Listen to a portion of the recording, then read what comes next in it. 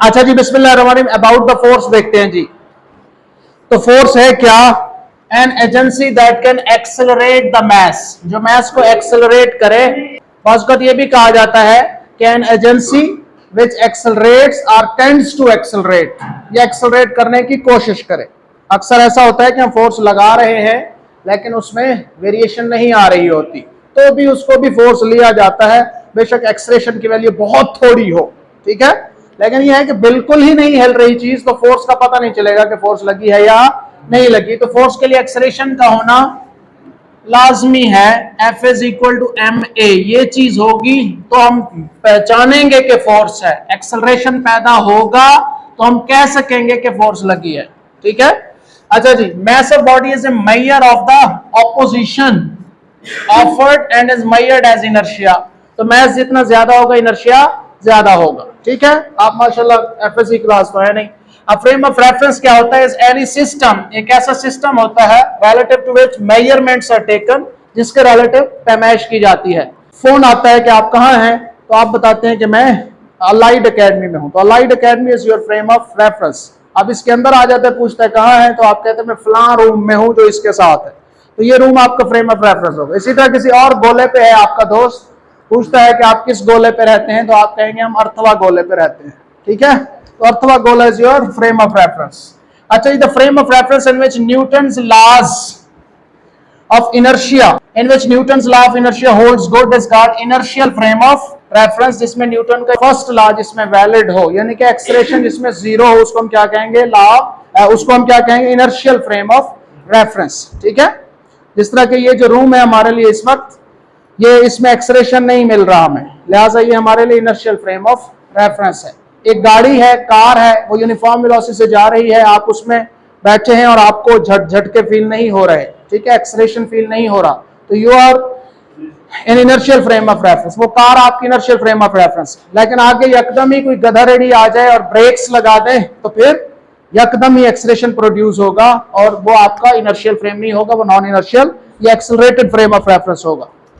Next जी, तो जिस तरह law of conservation of angular momentum है, इसी तरह law of conservation of linear momentum के बारे में देखेंगे। According to law of conservation of linear momentum या सिर्फ momentum, the total momentum of a system remains conserved in the absence of external force। अगर बाहर से फोर्स ना लगे तो टोटल मोमेंटम कंजर्व रहेगा, ठीक है। क्या रिलेशन है आपके पास? आप कहते हैं rate of change of linear momentum is equal to applied force, और ये एक्सटर्नल फोर्स होती है। इंटरनल फोर्स जो है किसी सिस्टम के अंदर, वो कभी भी मोमेंटम चेंज नहीं करती, वो कभी भी एक्सेलरेट नहीं करा सकती। हमेशा किसी सिस्टम पे एक्सटर्नल फोर्स उसको डिस्टर्ब करती है, उसमें एक्सेलरेशन लाती है, ये बात ज़हन में रखिएगा, ठीक है। तो चेंज इन मोमेंटम जब भी होगा तो जिम्मेदार फोर्स होगी। Change in momentum per unit time जब भी होगा जिम्मेदार फोर्स होगी। लेकिन अगर फोर्स जीरो है, ठीक है, अगर फोर्स की वैल्यू, एक्सटर्नल फोर्स की वैल्यू जीरो है, तो फिर ये फैक्टर भी जीरो हो जाएगा। जब ये फैक्टर जीरो होगा तो चेंज इन मोमेंटम क्या होगा?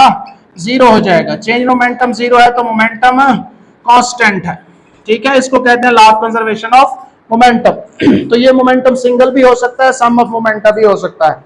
तो इसका मतलब law of conservation of momentum कोई आपसे पूछेगा क्या है, तो आप क्या कहेंगे? आप कहेंगे a momentum remains constant, it means there is no external force, this is called law of conservation of linear momentum, ठीक है। समझ आ गई? नेक्स्ट चलते। हाँ जी, अब ये टर्म आई है जवेरिया, एब्सोल्यूट यूनिट है किलोग्राम मीटर पर सेकंड स्क्वायर, और इसको न्यूटन कहा जाता है, ठीक है। ग्रेविटेशनल यूनिट होती है kilogram force, force by gravity on 1 kilogram mass. देखें, अगर ये एक सरफेस है, ठीक है, चाहे ये सरफेस मून की है, चाहे ये अर्थ की है, चाहे ये मरीख की है, समझ आ रही है? काम की बात है आप लोगों के लिए खास तौर पे। तो ये सरफेस किसी भी प्लेनेट की है, आप उसके ऊपर मैस को रखें और इस मैस की कोई खास वैल्यू होगी, आप उसको फोर्स लगाएं। फोर्स कितनी लगाते हैं? खास फोर्स लगाएंगे और उसमें वो फोर्स उसमें एक्सेलरेशन प्रोड्यूस कर देगी। तो वो फोर्स किसके बराबर होगी? ये मैस इनटू एक्सेलरेशन। और ये जितनी भी वैल्यू आएगी किसी भी प्लेनेट पे चले जाओ सेम आएगी, ठीक है। मैस की वैल्यू कितनी है? 1 किलोग्राम, और एक्सेलरेशन की कितनी है? 1 मीटर पर सेकेंड स्क्वायर। अगर 1 किलोग्राम मैस हो 1 मीटर पर सेकेंड स्क्वायर इसमें एक्सलेरेशन पैदा हो जाए तो फोर्स की यूनिट 1 न्यूटन कहलाती है। और ये आप कहीं पे भी चेक कर लो ऐसे आएगी। हमें आ गई। लेकिन दूसरी चीज है, इसको कहते हैं absolute unit of force 1 Newton. लेकिन अगर आप अर्थ पे हैं और बॉडी फॉल कर रहा है, ठीक है, या फिर बॉडी कहीं रखा हुआ है, ये अर्थ की बात है, अर्थ पे,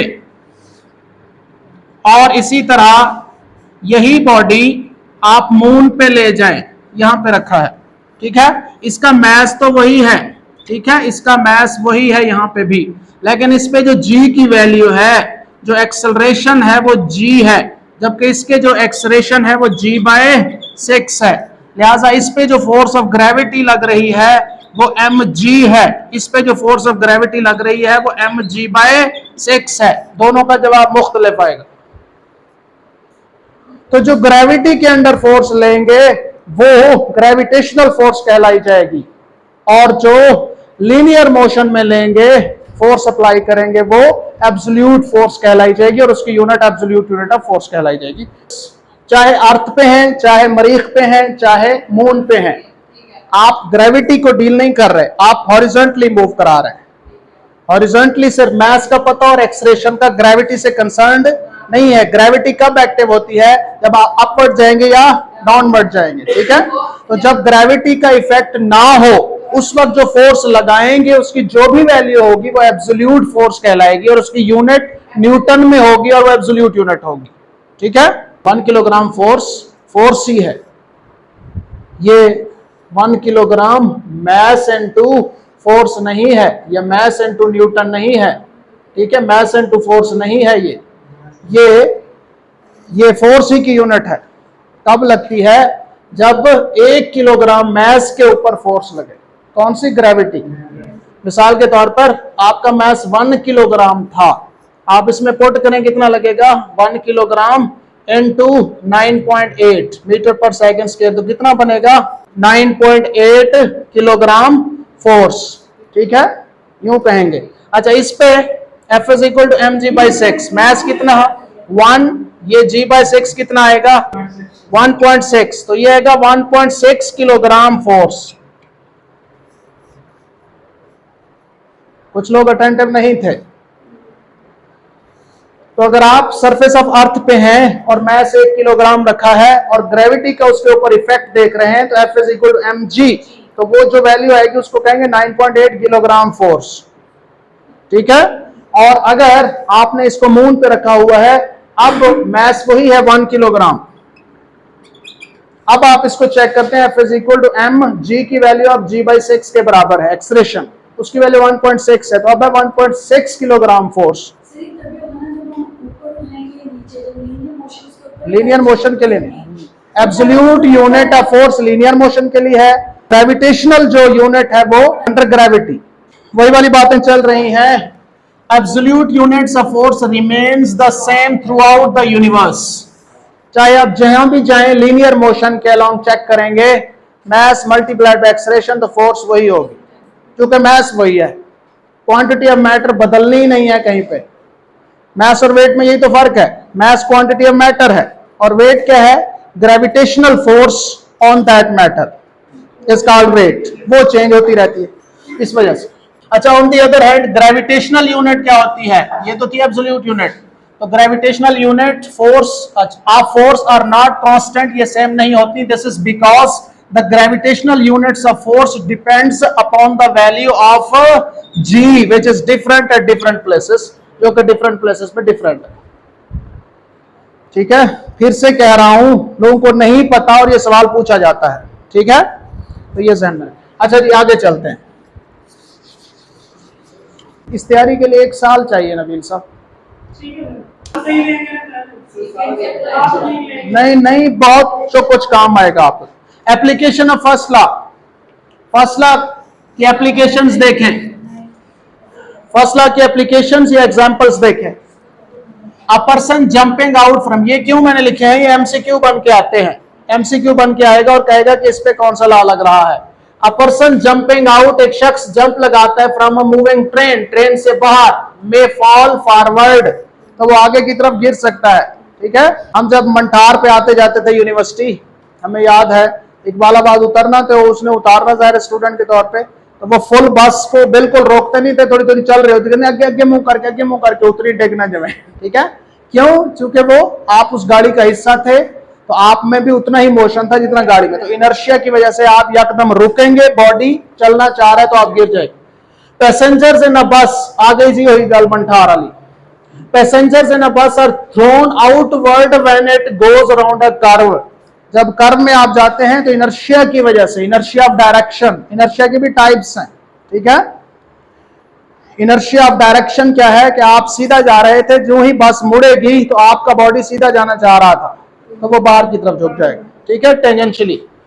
तो ये भी फर्स्ट लॉ की एप्लीकेशन है। A body at rest remains at rest, a body moving in uniform velocity continues its motion unless an unbalanced external force acts upon it. ठीक है, rotating wheel throws the mud along the tangent. ठीक है, तो rotating wheel है, उसके ऊपर mud लगी हुई है, वो मड चाहती है मैं उसके साथ चमटी रहूं। ठीक है, लेकिन वो एडहेसिव फोर्स वीक होने की वजह से along the tangent. A coin slips away from a paper, a paper is taken away suddenly. अगर यहाँ पे एक सफा रखा है और इस सफे के ऊपर कोई सिक्का रखा है, मैं ऐसे इसको खींच लूं, ठीक है, तो वो वहीं पे रहता है। क्यों? क्योंकि वो उसमें इनर्शिया है। अच्छा जी, तो ये हो गया फर्स्ट लॉ के बारे में कुछ एग्जांपल्स जो कि एमसीक्यू बन के आती हैं, तो हमें पहचान करना आती हो।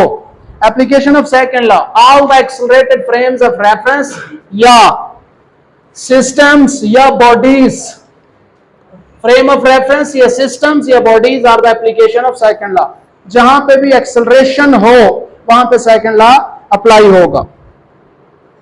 नेक्स्ट जी, ये बहुत इंपॉर्टेंट है, ये मेरी बुक के अंदर थ्योरी में दिए हुए हैं ये points. Key points of third law, action and reaction act on two different objects. आप वाली बात करीब आ रही है, एक्शन और reaction act on two different objects पे अप्लाई होते हैं। ठीक है, मिसाल के तौर पर ये दीवार है, ठीक है, ये दीवार है, दिस इज बॉल, और ये बॉल है, ठीक है, बॉल। तो इसने दीवार को हिट करना है with force on ball by ball. पहले उसका नाम लिखते हैं जिसपे फोर्स लग रही हो। अच्छा, बदले में दीवार ने इसके ऊपर फोर्स लगानी है, किसके ऊपर? बॉल के ऊपर। ठीक है, और वो फोर्स क्या होगी? On ball by ball. और ये किसके बराबर होगी? Force on ball by ball बराबर होती है force on ball by ball, लेकिन ऑपोजिट डायरेक्शन में।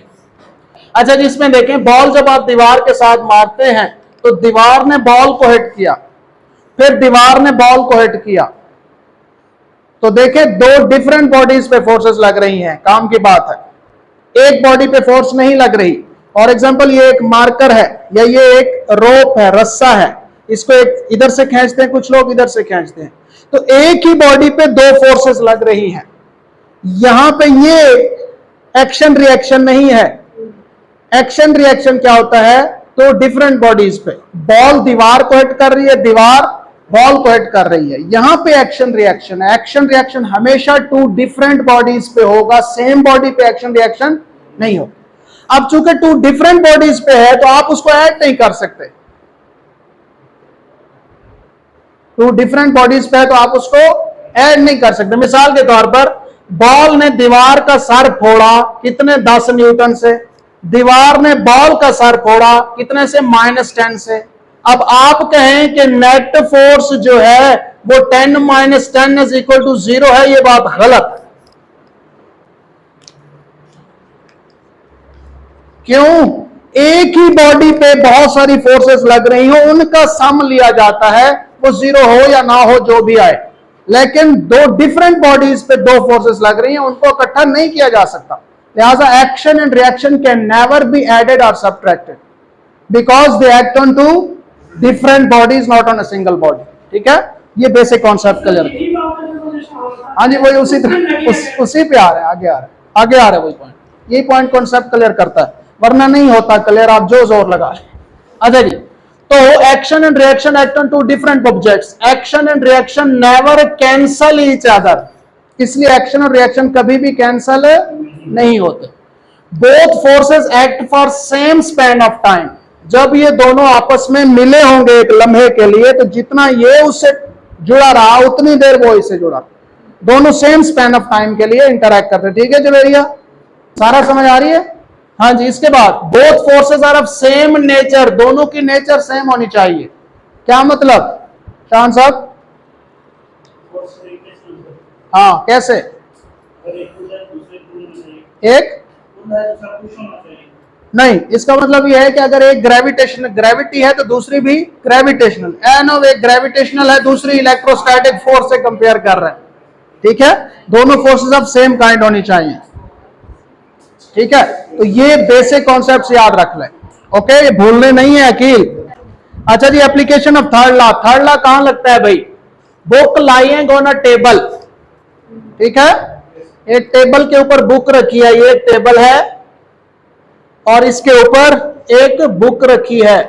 बुक हो, कोई भी चीज हो, लिखा हुआ बुक है तो मैं बुक कहूंगा ना, देखने वाले कंफ्यूज होते हैं फिर।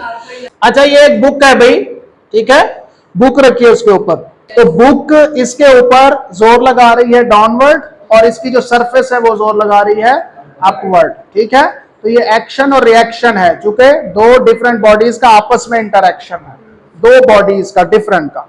अच्छा, इसके बाद वॉकिंग ऑन रोड। जब आप रोड पे चल रहे हैं, आप रोड को पीछे धक्का दे रहे हैं और आप आगे जा रहे हैं, रोड आपको धक्का दे रही है।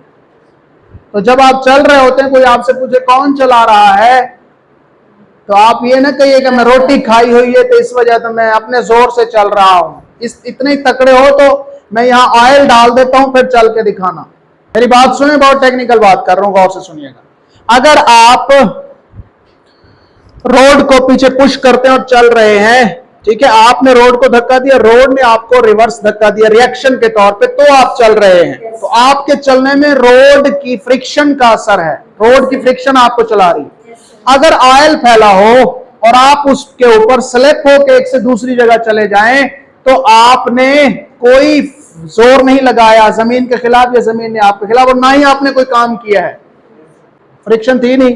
तो यहां कहने का मतलब यह है कि जब आप चल के जा रहे हैं, फ्रिक्शन आपको दौड़ा रही होती है। ठीक है, अंदर दी रोटी जितनी भी खाई हुई होवे। Working of rockets. रॉकेट्स कहां चलते हैं? जहां पे हवा नहीं होती। जब हवा नहीं है तो इसके अंदर जो फ्यूल है, जो थ्रस्ट पैदा होता है, जो ईंधन बाहर निकलता है, वो रॉकेट को अपवर्ड पुश करता है, रॉकेट उसको डाउनवर्ड पुश करता है। तो उस वजह से एयर नहीं है, एयर को धक्का देके नहीं जाता, याद रखें। Collision between car and truck.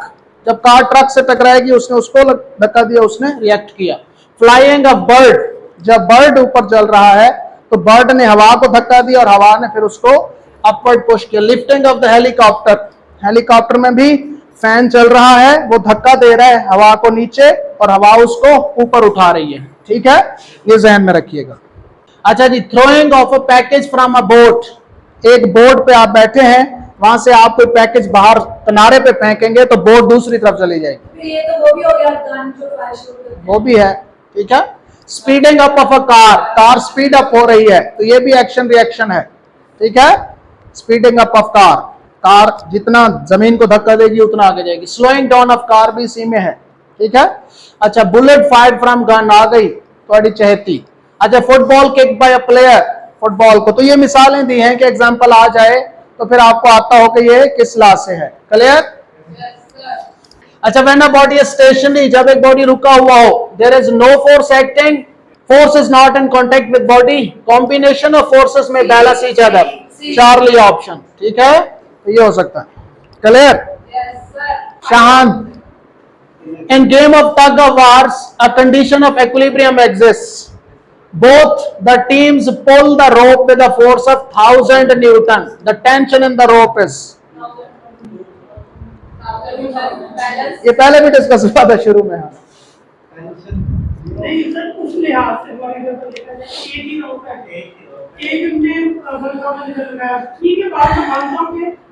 नहीं, इसमें दो तीन बातें हैं ना, इसीलिए तो चुना इसको। देखें ये रस्सी है जी, इसको कुछ लोग इसको इधर खींच रहे हैं, ठीक है, इधर कुछ इधर खींच रहे हैं जी, और ये यहाँ पे रस्सी का पॉइंट था, ये वहीं पे ही मौजूद है। कुछ लोग इधर खींच रहे हैं, कुछ लोग इधर खींच रहे हैं जी। अब इसमें दो तीन बातें आती हैं। पहली बात, एक चीज ये है कि अगर ये पॉइंट इक्विलिब्रियम में है पूरी रस्सी का, ये पॉइंट ना इधर, इसके ऊपर वो धागा लगा होता है ना, या कोई सोल्यूशन वगैरह लगा दे, या कोई हाँ माशाल्लाह, कोई कपड़ा वगैरह इसके साथ रेड कपड़ा लगा देते हैं, ठीक है। अब ये भी खींचेंगे, ये भी खींचेंगे, तो अब आपने इसको एक बॉडी लेना है, तो इस पे एक्शन रिएक्शन नहीं लगेगा। अब इस पे एक फोर्स कुछ इधर लग रही है, कुछ इधर, उन दोनों को ऐड किया जा सकता है। इधर कितनी लग रही है, फॉर एग्जांपल 1000 न्यूटन, और इधर कितनी लग रही है, -1000 न्यूटन, ठीक है। अब नेट फोर्स इस पे क्या है, 0 है, ये आप कर सकते हैं। क्यों, एक बॉडी पे दो फोर्सेस लग रही हैं, नेट फोर्स 0 है। समझ आ रही इस बात की, ये बात अलहदा हो गई। अब मैं इसको साइड पे करने लगा। अब अगली बात सुनो, अगली बात वो पूछ रहा है ये बैलेंस में टेंशन कितनी है रस्सी में। तो एक बात जहन में रखें, टेंशन दरअसल रिएक्शन है आपकी अप्लाइड फोर्स का। लिख लो कहीं पे, शायद फिर ना अल्फाज मिलेंगे। माशाल्लाह, हाँ, इतना बड़ी ज़हीन बच्ची है। Tension is the reaction. एक रस्सी पड़ी है, उसमें टेंशन होती है, रस्सी एक पड़ी हुई है, वो तो टेंशन है नहीं है। एक सिरा बांध दो, जितना उसको खींचोगे उतना वो रिएक्ट करेगी। तो याद रखें, एक तरफ आपने खींचा होगा 1000 न्यूटन से, तो उतनी ही टेंशन पैदा हुई होगी 1000 न्यूटन। तो अब आप ये ना कहें कि रस्सी में नेट टेंशन 1000 जमा 1000, नहीं, अब ऐड नहीं कर सकते। क्यों, जब आप डिस्कस कर रहे हैं कि इधर एक्शन है और इधर रिएक्शन है। कैसे, मैंने इसको खींचा, मैं एक बॉडी हूं, मैं किधर खड़ा हूं, अच्छा, मैंने इसको खींचा, मैं एक बॉडी हूं, एक्शन, और उसने मुझे रिएक्शन दिया टेंशन की फॉर्म। इन दोनों को ऐड नहीं किया जा सकता। एक्शन 1000 न्यूटन, रिएक्शन, रस्सी का रिएक्शन जो टेंशन कहलाता है, वो भी 1000 न्यूटन। इन दोनों को ऐड नहीं किया जा सकता, इसलिए 2000 नहीं है। Tension is 1000 Newton which is reaction of the applied force. तो इधर 1000, दूसरी उसका रिएक्शन लगा रही है, ठीक है। तो ये चीज है, दोनों ही लगा रही है। लेकिन आपने कहा रस्सी बंधी हुई। देखें आप, एक चीज, रस्सी को आप बांध देते हैं उसके साथ, आप इधर से खींचते हैं, उधर से कौन खींच रहा है, सपोर्ट, और इधर से बंदे खींच रहे हैं। ओके जी, it was much important, much on. Next 1000 newton ही होगा, ठीक है। अब इसको क्लियर रखें, अब समझाएं बच्चों को मजे लेके। When we jump out of a boat standing in water, it moves. जब हम जंप बाहर लगाते हैं तो बैकवर्ड मूव करेगी। कौन सा लॉ है, न्यूटन का थर्ड लॉ। नेक्स्ट चले, ये सवाल आखिरी, चल बीबी ये करके दिखा फिर। 9 coins each of mass, 9 coins, 9 सिक्के हैं, each of mass m, हर एक का mass m है, और put on top of each other. The reaction of the 5th coin, 5वां coin counted from bottom on 6th coin, छठे coin के ऊपर कितना जोर लगा रहा है। एक सिक्का, दूसरा सिक्का, तीसरा, चौथा, पांचवा, छठा, सातवां, आठवां एंड 9वां, ठीक है। 9 सिक्के हैं, 1 2 3 4 5 6 7 8 9, ठीक है।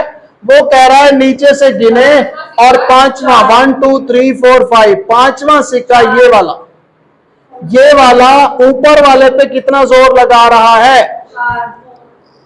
तो पांचवा सिक्का इस छठे पे कितना जोर लगा रहा है भाई बताओ सारा।